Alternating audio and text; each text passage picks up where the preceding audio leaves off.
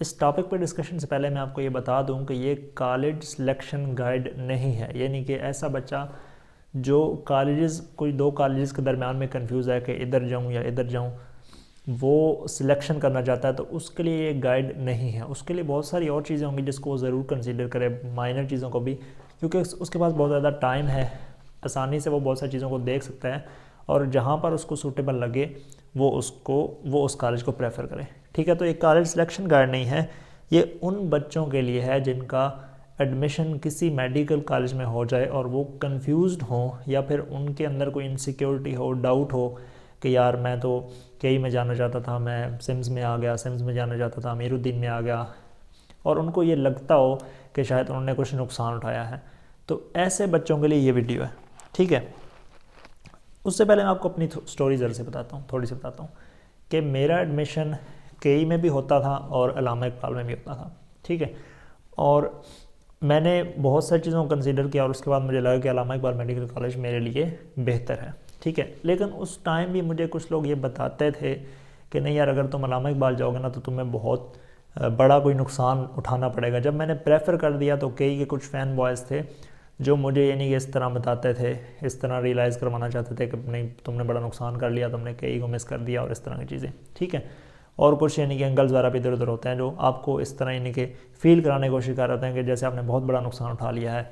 ठीक है, तो लेकिन अब 3 साल बाद, 3 साढ़े 3 साल बाद जब मैंने अल्लामा इकबाल में गुजार लिए तो मैं कैसा फ़ील करता हूँ। ठीक है, तो मुझे यही बातें समझ आई हैं कि it does not matter much. ठीक है, माइनर डिफरेंसेस होते हैं मेडिकल कॉलेज में, लेकिन ओवरऑल ये चीज़ मैटर नहीं कर रही होती। ठीक है, कि आप कौन से मेडिकल कॉलेज में। अब इसमें किन मेडिकल कॉलेज की मैं बात कर रहा हूँ, मैं उन मेडिकल कॉलेज की बात कर रहा हूँ, एक तो पब्लिक के तकरीबन सारे मेडिकल कॉलेज और प्राइवेट मेडिकल कॉलेज भी अक्सर। ठीक है, ऐसे मेडिकल कॉलेज जिनमें कोई मेजर फ्लॉ हो, बहुत बड़ा कोई कॉम्प्रोमाइज़ हो जिससे हो सकता है कि आपको कोई नुकसान उठाना पड़े, लेकिन इसमें फिर हर मेडिकल कॉलेज को आपको अलग अलग देखना पड़ेगा, उसके सीनियर से रब्ता करना पड़ेगा। लेकिन जो फेमस प्राइवेट मेडिकल कॉलेज हैं जिनका एविडेंट होता है कोई इतना मसला नहीं है उनमें, तो वो मेडिकल कॉलेज प्राइवेट भी चल जाएंगे। ठीक है, तो इनमें मैं ये भी नहीं कह रहा अगेन कि 100% इक्वल मैं नहीं कह रहा, लेकिन अगर आप कुछ लाइफ में करना चाहते हैं तो आप कर लेंगे।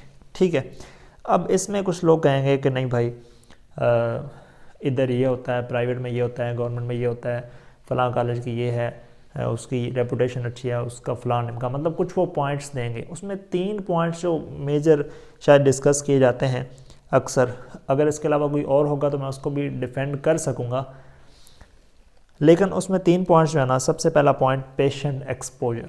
ठीक है, कुछ लोग कहेंगे कि नहीं यार उसका हॉस्पिटल बहुत बड़ा है, उधर में पेशेंट एक्सपोजर बहुत ज़्यादा है। अब पब्लिक में तो तकरीबन सब में इतना पेशेंट एक्सपोजर है ना कि बंदा एडिक्वेट सीख ले। कुछ कॉलेज में पेशेंट एक्सपोजर ओवर होता है। ठीक है, यानी कि ज़रूरत से ज़्यादा होता है, वहाँ पर बहुत ज़्यादा बर्डन होता है, बहुत ज़्यादा लोड होता है। ठीक है, ओवरऑल पब्लिक के तकरीबन सारे मेडिकल कॉलेज में इतना, पब्लिक के सारे हॉस्पिटल में इतना होता है लोड कि आप एडिक्वेटली सीख लें। अब मसला आता है प्राइवेट मेडिकल कॉलेज के हवाले से। ठीक है, कि वहाँ पर पेशेंट ओवरलोड कम होता है, लेकिन जो मेरा एक्सपीरियंस है, जो सीनियर्स के साथ डिस्कशंस होती हैं, जो कुछ पूछा है, जो कुछ अपनी फील्ड को देखा है, अपने एक्सपीरियंस के मुताबिक, me being a 3rd year medical student, अपने एक्सपीरियंस के मुताबिक, यानी कि मेरी लिमिटेशंस को आपने देखना है। ठीक है, अगर मेरे मुकाबले में कोई प्रोफेसर ओपिनियन देगा जो इसके ऑपोजिट होगा तो हो सकता है उसका ओपिनियन अच्छा हो। मैं अपने एक्सपीरियंस से बता रहा हूँ कि जो कुछ मैंने अभी तक देखा है। अब देखें मिसाल के तौर पे, एक प्राइवेट वाला है, चलो उसने 3rd ईयर 4th ईयर में उतना उसको पेशेंट लोड नहीं मिला। ठीक है, हाउस जॉब, उसके पास ऑप्शन होता है कि वो पब्लिक में आकर हाउस जॉब कर ले, इसके बाद ट्रेनिंग। अब एक मेजर चीज़ तो ला ही आपकी ट्रेनिंग पर कर रही होती है। ठीक है, अब ट्रेनिंग प्राइवेट वाले पब्लिक में आके कर सकते हैं, और ज़रूरी नहीं है कि जो पब्लिक में, जैसे अब हम पढ़ रहे हैं जिना में, तो हमारा गारंटीड नहीं है कि हमें जिना में ट्रेनिंग मिल जाएगी। तो हो सकता है कि पब्लिक से पढ़ा हो बंदा और उसे ट्रेनिंग ना मिले, और हो सकता है कि प्राइवेट से कोई पढ़ के पब्लिक में आके ट्रेनिंग कर ले। ठीक है, तो ऐसे हो सकता है, तो ये डिफरेंस फिर उधर जाके ख़त्म हो सकता है।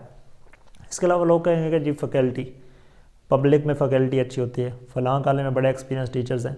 तो इसमें मैं आपको बताऊं कि मेजर लोग जो हैं, इवन बड़े बड़े इदारों में अपनी मेजर स्टडीज़ के लिए, अपने मेजर इन कंसेप्ट के लिए रिलाई कर रहे होते हैं इंटरनेशनल सोर्सेज के ऊपर, इंटरनेशनल सब्सक्रिप्शंस के ऊपर, ठीक है।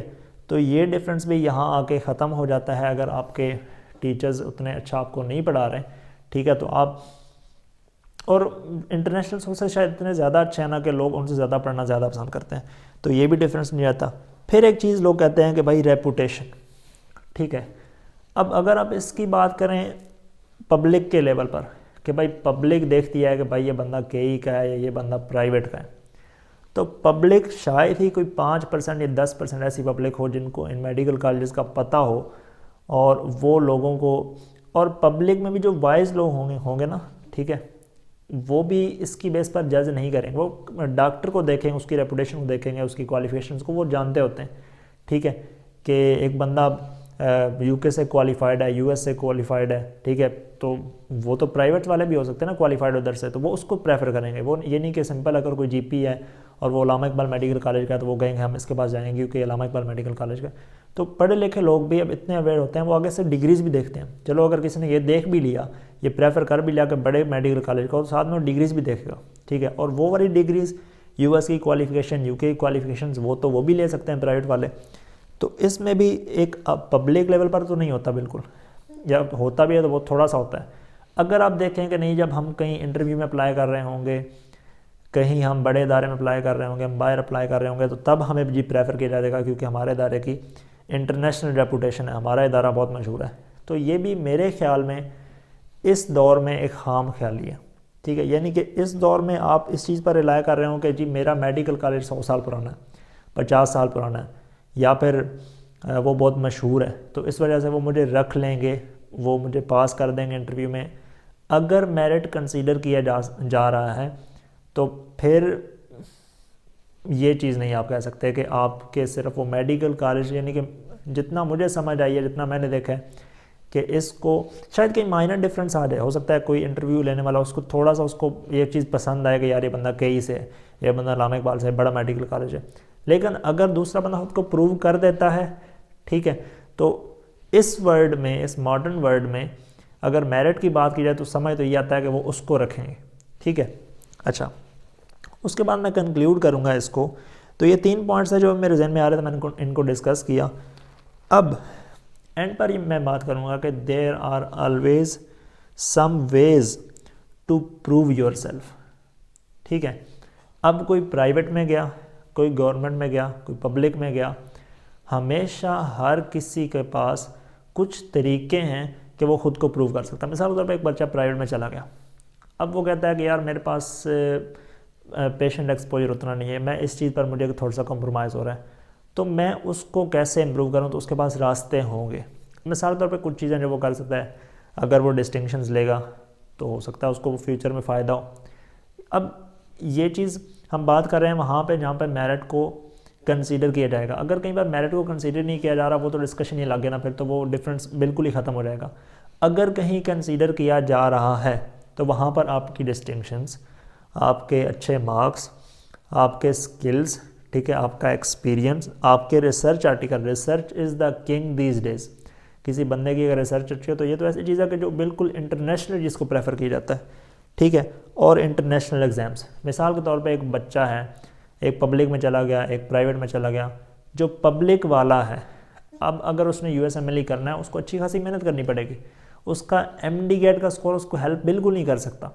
उससे शुरू से 2 साल मेहनत करनी पड़ेगी, 1.5 साल 2 साल मेहनत करनी पड़ेगी, तब उसका USMLE क्लियर होगा।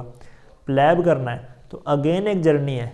इट डज़ नॉट मैटर कि उसके MD गेट में क्या स्कोर था, FSC में क्या स्कोर था, तो उसको अच्छी खासी मेहनत करके उन इंटरनेशनल एग्ज़ाम्स को क्रैक करना पड़ेगा। तो ये इंटरनेशनल एग्ज़ाम्स भी एक बहुत अच्छी अपॉर्चुनिटी होती हैं उन लोगों के लिए जो समझते हैं कि हमारा मेडिकल कॉलेज उसमें कुछ कॉम्प्रोमाइज़ है।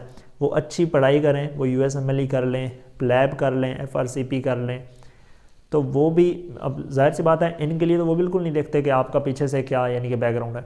वो तो आपका उसमें स्कोर देखेंगे, उसमें परफॉर्मेंस देखेंगे। अगर आपने पास कर लिया तो आप आगे एक्सेल कर जाएंगे, ठीक है।